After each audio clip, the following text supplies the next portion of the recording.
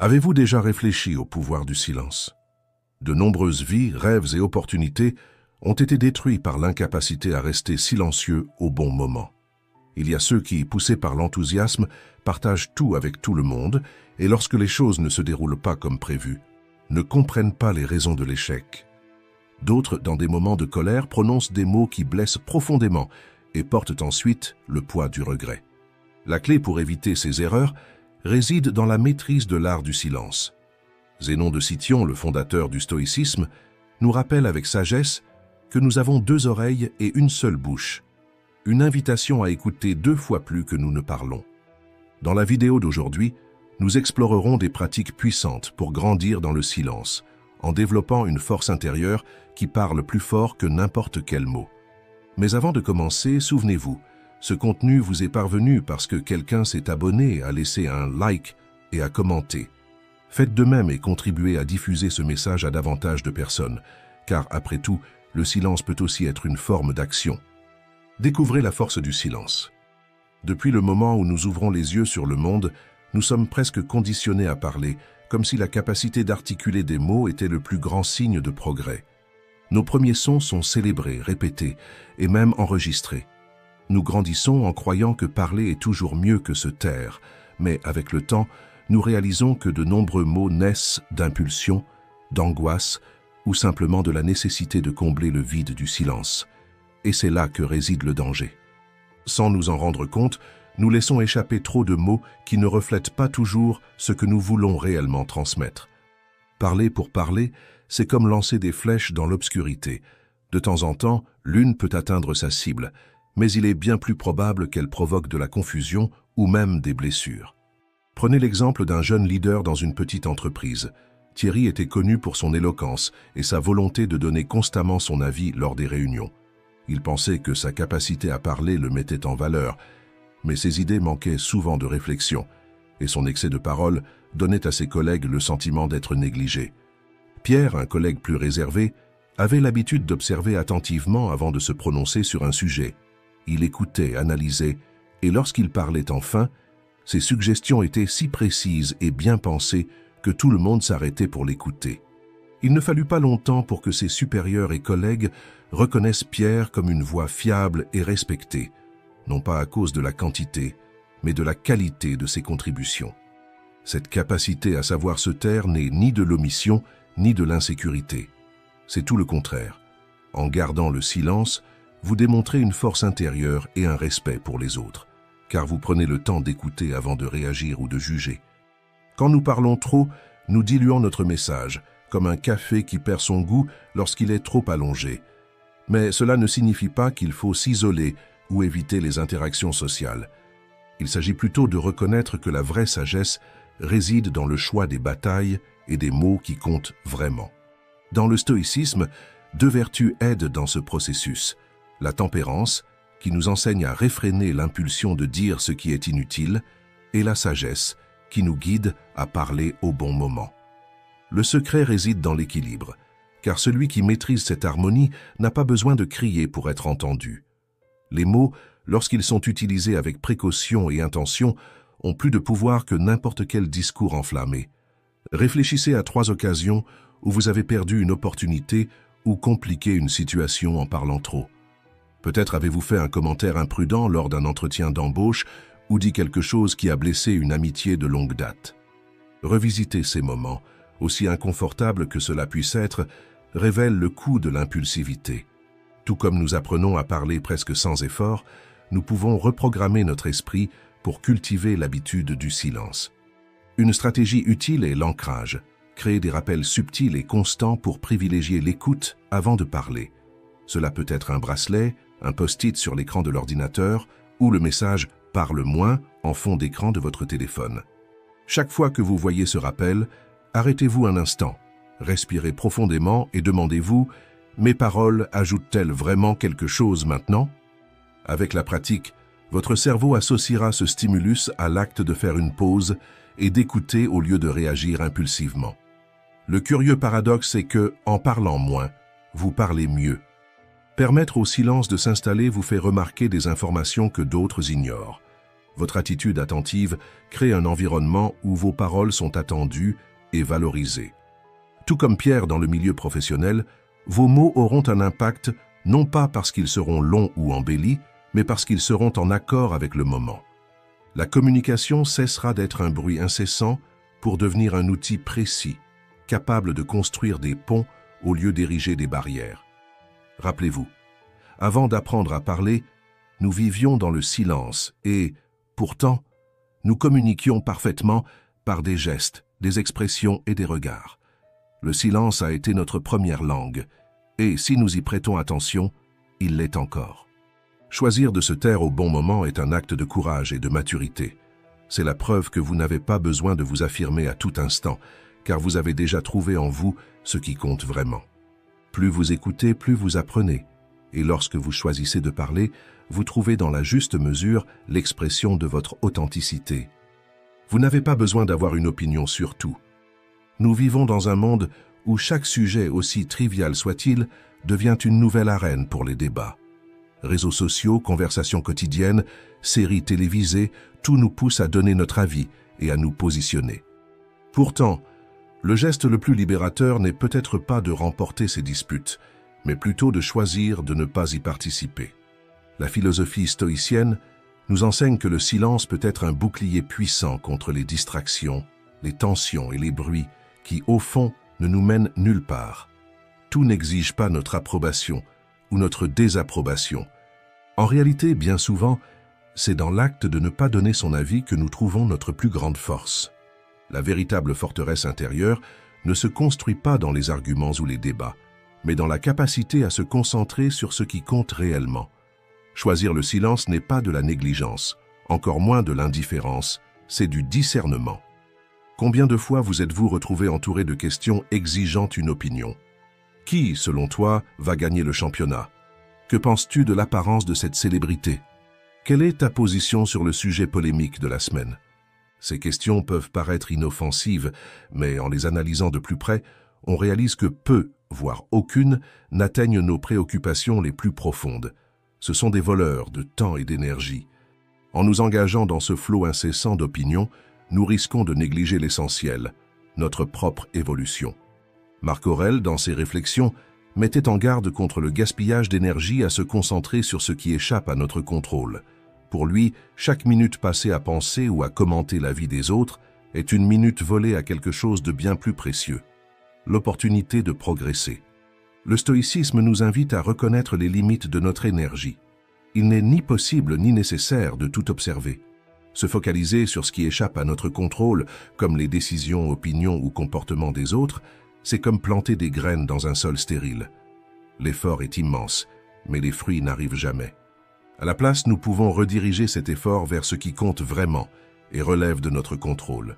Cela ne signifie pas vivre dans une indifférence totale au monde, mais comprendre que donner son avis sur tout nous maintient à la surface, sans jamais approfondir ce qui nous transforme réellement. Le silence est bien plus qu'un choix passif, c'est un outil puissant d'autocontrôle. Choisir de se taire n'est ni de la lâcheté, ni une acceptation de ce avec quoi nous ne sommes pas d'accord. C'est en réalité une priorité donnée à ce qui est utile et vrai. Quand nous parlons moins, nos paroles gagnent en poids et en signification. Et, en ne disant que l'essentiel, nous gagnons du respect en montrant que nous ne gaspillons pas notre temps avec des futilités. De plus, le silence nous protège des discussions inutiles et épuisantes. Combien de fois êtes-vous entré dans un débat pour en sortir plus fatigué et irrité, sans qu'aucun résultat constructif n'ait été obtenu? En préservant notre paix, nous créons un espace intérieur de calme pour réfléchir à ce qui a réellement de la valeur. Ne pas exprimer d'opinion nous libère. Cela nous libère du poids de plaire ou de déplaire, de la peur d'être mal compris, de l'angoisse d'avoir toujours quelque chose à dire. Cette liberté nous rend notre autonomie sur nos choix et nos priorités. En choisissant les batailles qui valent la peine, nous découvrons que la plupart des conflits qui nous entourent ne méritent même pas notre attention. Cette pratique nous enseigne quelque chose d'encore plus précieux, l'humilité. Ne pas donner son avis sur ce que nous ne connaissons pas ou qui ne nous concerne pas directement, c'est reconnaître nos propres limites et laisser place à l'apprentissage. Nous cessons d'agir comme des experts en tout pour devenir plus enclins à écouter, observer et grandir. Qu'est-ce qui mérite réellement notre énergie? Avec le temps et l'énergie économisés en évitant les discussions inutiles, nous pouvons investir dans quelque chose de constructif. Tendre la main à ceux qui en ont besoin. Nous consacrer à des projets personnels ou simplement réfléchir à nos propres défauts. Comme le disait Marc Aurèle, nous avons le pouvoir de ne pas former d'opinion et de ne pas permettre à notre âme d'être troublée. Voilà l'essence de la liberté. Ne pas laisser ce qui est hors de notre contrôle façonner qui nous sommes. Le temps passé à juger le voisin, la voiture d'un collègue ou la façon dont un membre de notre famille éduque ses enfants pourrait être utilisé pour améliorer ce qui dépend exclusivement de nous. En comprenant cela, nous réalisons que moins d'opinions ne signifie pas renoncer à ses responsabilités, mais les rediriger vers ce qui fait réellement la différence. Au final, le silence n'est pas seulement l'absence de mots, c'est une déclaration d'indépendance. C'est la preuve que nous choisissons notre paix plutôt que le chaos, notre progression plutôt que les distractions. Comme l'a dit Ésope, la gratitude est la vertu des âmes nobles. En cultivant le calme intérieur, nous apprenons à être reconnaissants pour ce qui compte vraiment et nous nous détachons du besoin d'avoir toujours raison. Parler seulement lorsque c'est nécessaire donne à nos mots un poids transformateur. Choisir le silence ne nous protège pas seulement du bruit extérieur. Cela crée un espace pour ce qui compte vraiment, notre paix, notre vérité, notre progression. Car la liberté de ne pas avoir d'opinion est la clé d'une vie plus consciente et authentique. Pas besoin de se justifier. Le silence porte une sagesse si profonde qu'il devient dans de nombreux cas la meilleure réponse. Ce n'est pas seulement l'absence de mots, mais l'expression d'une compréhension supérieure, la reconnaissance que tout n'a pas besoin d'être expliqué ou verbalisé. Au quotidien, il est courant de ressentir le besoin de justifier nos choix et nos actions. Nous le faisons pour plaire, obtenir l'approbation ou nous sentir acceptés dans quelque chose de plus grand que nous-mêmes. Cet élan naît souvent de la peur d'être mal compris. Nous parlons plus que nécessaire, cherchant à combler des lacunes imaginées ou à éloigner des insécurités qui nous rongent. Paradoxalement, c'est justement cet excès de mots qui complique souvent nos relations et nos situations. En parlant trop, nous passons à côté du moment où il faudrait s'arrêter, laissant au silence le soin de communiquer ce que les mots ne peuvent transmettre. Matthieu, par exemple, en a fait l'expérience. Après des années de difficultés financières, où chaque jour ressemblait à une bataille pour payer les factures et subvenir aux besoins de sa famille, il a finalement commencé à surmonter cette période.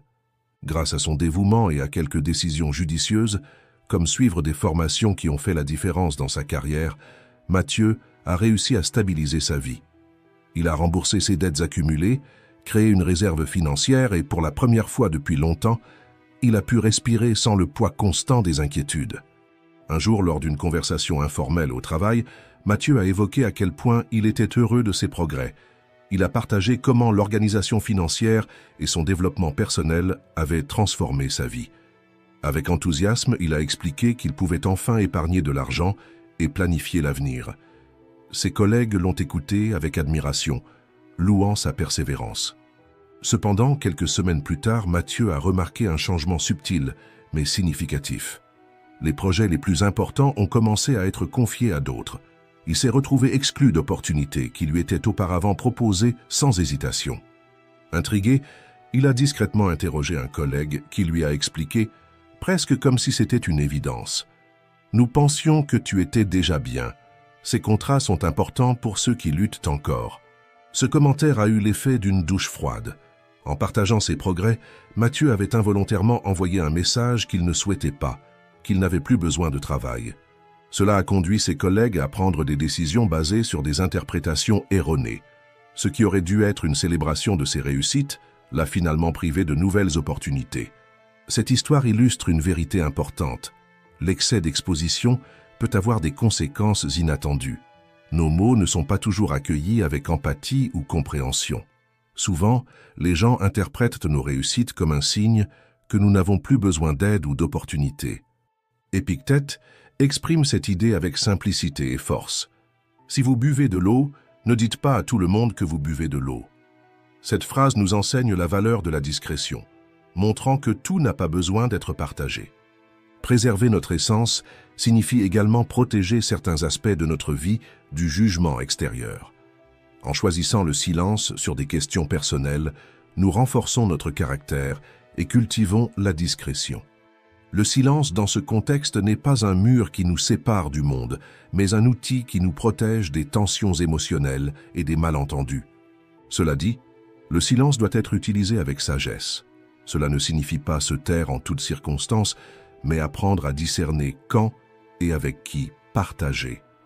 Parler est essentiel pour créer des connexions, mais parler trop, comme dans le cas de Mathieu, peut conduire à des résultats inattendus et indésirables. Le secret réside dans l'équilibre. Savoir quand parler et quand se taire est un acte d'intelligence émotionnelle. Nos paroles sont comme des graines. Lorsqu'elles sont plantées dans un sol fertile, elles fleurissent, mais jetées sur un terrain aride, elles risquent d'être étouffées.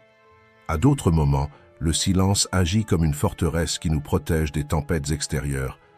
Choisir le silence ne signifie pas s'isoler, mais sélectionner avec soin les batailles qui méritent nos mots. Souvent, un simple sourire ou un geste est plus puissant que de longues explications. La prochaine fois que vous ressentirez le besoin de justifier vos choix ou vos réussites, demandez-vous, cette explication est-elle vraiment nécessaire? Peut-être que, plutôt que des mots, le silence serait la meilleure réponse. Car en fin de compte, le véritable pouvoir réside dans le fait de vivre selon ce que vous savez être vrai, sans avoir besoin d'une validation constante. Fixez des limites aux intrusions des autres. Il y a des moments dans la vie où certaines personnes semblent s'être données pour mission singulière de partager tout ce qu'elles pensent, sans se demander si nous souhaitons ou avons besoin d'entendre cela. Leurs paroles sont souvent qualifiées de franchise ou de sincérité. Mais, en réalité, cette compulsion à donner son avis ignore un principe fondamental, le respect envers autrui.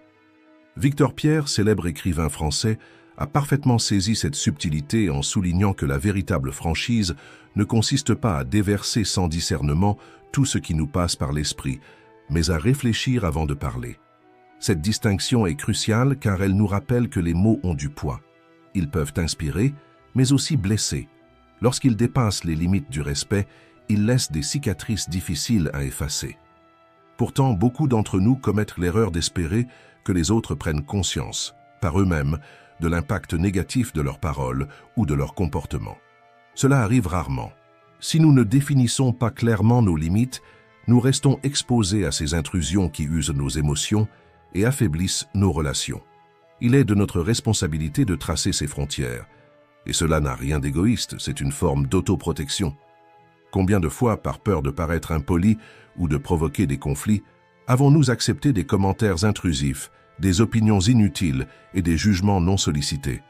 Cette attitude tolérante peut sembler la solution la plus facile sur le moment, mais, à long terme, elle ne fait que renforcer l'idée qu'il est acceptable de franchir nos limites. Cela épuise nos énergies, sape notre estime de soi et perturbe notre paix intérieure. Fixer des limites peut sembler inconfortable au début, mais c'est une pratique qui apporte des bénéfices durables. Lorsque nous agissons avec courtoisie et fermeté, nous envoyons un message puissant. Le respect est une valeur non négociable. En traçant ces limites, nous ne protégeons pas seulement notre espace émotionnel, mais nous enseignons également aux autres comment nous souhaitons être traités. Le philosophe stoïcien Épictète nous offre un enseignement précieux dans ce contexte. Dans toute situation, il y a deux aspects, ce que nous pouvons contrôler et ce qui échappe à notre pouvoir. Nous ne pouvons pas contrôler le comportement ou les paroles des autres, mais nous avons un contrôle total sur la façon dont nous réagissons à ces situations. Cette compréhension nous confère liberté et pouvoir. En choisissant nos réponses de manière consciente, nous protégeons notre paix intérieure et empêchons les intrusions extérieures de se transformer en tempêtes émotionnelles. Il est important de noter que gérer ces situations nécessite de la sensibilité. Lorsque quelqu'un dépasse nos limites, l'idéal est d'avoir une conversation privée et respectueuse. Expliquez comment les paroles ou comportements de cette personne vous affectent et pourquoi cela doit changer. À la surprise générale, de nombreuses personnes franches ne se rendent même pas compte de l'impact négatif de leurs actions. Cette approche ne protège pas seulement votre intégrité émotionnelle, mais peut également ouvrir la voie à une compréhension et une croissance mutuelle. Épictète utilisait également une métaphore simple mais puissante. Une petite quantité de fumée dans une maison peut être tolérable, mais si elle devient insupportable, il faut sortir pour respirer de l'air frais. De la même manière, des opinions non sollicitées peuvent être ignorées ou corrigées au départ.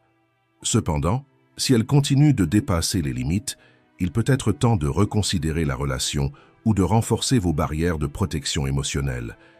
Fixer des limites est un acte de courage et un rappel que la véritable sincérité ne doit jamais servir d'excuse pour manquer de respect. Se respecter soi-même signifie ne pas permettre aux autres d'envahir votre espace avec des jugements et des commentaires inappropriés. Cet espace, où résident votre paix, vos idées et vos choix, est sacré. Vous seul pouvez décider qui a le droit d'y accéder. Plus qu'une simple protection contre les autres, établir des limites claires réaffirme votre valeur. Cela démontre que vous prenez soin de vous et que votre bien-être n'est pas négociable. Cette pratique peut transformer non seulement vos relations, mais aussi la perception que vous avez de vous-même. Rappelez-vous, se respecter est la première étape pour être respecté. Et cette leçon, bien qu'exigeante, est l'un des cadeaux les plus précieux que vous puissiez vous offrir. Ne parlez pas sous l'effet de l'émotion. Il existe une histoire fascinante sur Platon, peu connue mais incroyablement révélatrice. Elle illustre de manière puissante l'importance de ne pas agir ou parler sous l'emprise des émotions. On raconte qu'un jour, Platon se trouva confronté à une situation extrêmement irritante qui le plongea dans une grande colère. En tant qu'homme de grande réflexion, il réalisa quelque chose de fondamental. Dans cet état émotionnel, il serait incapable de juger avec clarté ou de résoudre le problème de manière juste. Ce qu'il fit ensuite est une leçon intemporelle. Au lieu de réagir impulsivement, Platon prit une décision inhabituelle mais sage. Il confia la résolution du problème à son serviteur, une personne de moindre autorité, mais qui, à ce moment-là, n'était pas submergée par les émotions. Ce geste fut bien plus qu'un acte d'humilité ou de confiance envers autrui. Il traduisit une prise de conscience selon laquelle ses propres émotions pouvaient altérer sa capacité de discernement, compromettant les valeurs de justice qu'il chérissait tant. Cet épisode nous enseigne que même les plus grands penseurs de l'humanité reconnaissaient leurs limites émotionnelles. Platon savait que s'il agissait sous l'emprise de la colère, il risquait de prendre des décisions qu'il regretterait par la suite. Son choix fut non seulement pratique, mais aussi un exercice d'introspection. Il comprit que maîtriser ses émotions est une condition essentielle pour prendre des décisions éclairées. Cette histoire est un miroir pour notre propre vie. Combien de fois, sous l'effet de l'émotion, avons-nous parlé ou agi d'une manière que nous avons amèrement regrettée par la suite? Combien de fois des mots échappés comme des flèches ont-ils blessé d'autres personnes, détruit des relations et laissé en nous un profond sentiment de culpabilité? L'euphorie est également un piège. Lorsqu'on est excessivement heureux ou enthousiaste, on est plus enclin à partager des secrets ou des projets qui ne sont pas encore prêts à être dévoilés. Des paroles dites sans réflexion peuvent exposer des fragilités, attirer des critiques ou même compromettre le succès de quelque chose d'important. De plus, on fait souvent des promesses impulsives, guidées par l'émotion du moment, sans considérer la réalité ou les conséquences. Ces promesses peuvent générer des attentes irréalistes, tant chez ceux qui comptent sur nous que chez nous-mêmes. Lorsque nous ne parvenons pas à les tenir, nous créons déception et frustration, nuisant à nos relations et même à notre estime de soi. Et que dire de la colère? Sous son influence, les conséquences peuvent être encore plus dévastatrices. Dans des moments de fureur, nous disons des choses qui blessent profondément ceux que nous aimons. Les paroles lancées sous l'effet de la colère ont un pouvoir destructeur incomparable et laissent souvent des blessures qui ne cicatrisent jamais. Peu importe combien nous nous excusons par la suite, certaines blessures causées par les mots ne s'effacent jamais. Il y a ici une vérité profondément douloureuse. Blesser les autres avec des paroles n'apaise jamais la douleur que nous portons en nous. Au contraire, cela aggrave nos propres blessures, créant un cercle vicieux de douleur et de regret. Alors que pouvons-nous faire? Le silence s'impose comme une réponse puissante, mais pas un silence de résignation ou de fuite, un silence intentionnel, qui nous permet de réorganiser nos pensées et nos émotions avant de réagir. Le silence est comme une pause stratégique dans une mélodie. Il nous donne l'espace pour réfléchir et décider ce qui doit vraiment être dit. Il crée un intervalle entre le stimulus et la réponse, permettant d'évaluer les conséquences de nos paroles et de nos actions. Nous nous sentons souvent pressés de répondre immédiatement, que ce soit pour montrer que nous maîtrisons la situation ou par peur de paraître faibles. Pourtant, agir ou parler sans réflexion nous mène souvent à des décisions et des mots que nous regrettons. Choisir le silence, surtout dans les moments d'intense émotion, est un acte de force, non de faiblesse. Cette pause nous offre la clarté nécessaire pour éviter que nos paroles ne soient incontrôlées, nous protégeant de blesser les autres et nous-mêmes. L'émotion, qu'elle soit positive ou négative, a un effet puissant sur nous. Elle agit comme une substance intoxicante, troublant notre raisonnement, amplifiant nos impulsions et souvent nous éloignant de ce qui compte vraiment. Sans maîtrise de soi, nous devenons prisonniers de ces émotions, réagissant de manière automatique, sans espace pour la réflexion. La pratique du silence, comme enseignée par les stoïciens, est un antidote contre cet état d'asservissement émotionnel. En apprenant à nous taire, nous développons une compréhension plus profonde de notre monde intérieur. Nous commençons à reconnaître nos réactions, nos émotions et nos intentions avec plus de clarté, ce qui nous permet de grandir, tant sur le plan personnel que spirituel. Cette pratique n'est pas facile. Elle demande de la patience, de l'introspection et souvent l'humilité d'admettre nos failles. Je dois avouer que pour moi, c'est l'une des leçons les plus difficiles de la philosophie stoïcienne. J'ai perdu des opportunités, des amitiés et des moments importants parce que je n'ai pas su me taire au bon moment. Mais chaque erreur m'a apporté une leçon précieuse, montrant que le silence n'est pas une absence, mais une présence consciente. Se taire nous apprend à écouter, à réfléchir, et seulement ensuite à agir. C'est une pratique qui nous aide à préserver nos relations, éviter les regrets et protéger ce qui compte vraiment dans nos vies.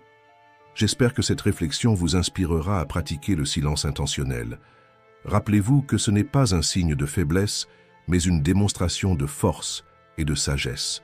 Comme le disait Confucius, le silence est le véritable ami qui ne trahit jamais. Qu'il devienne votre allié, vous aidant à naviguer dans vos émotions et à vivre avec plus d'équilibre et de clarté. Merci d'avoir regardé.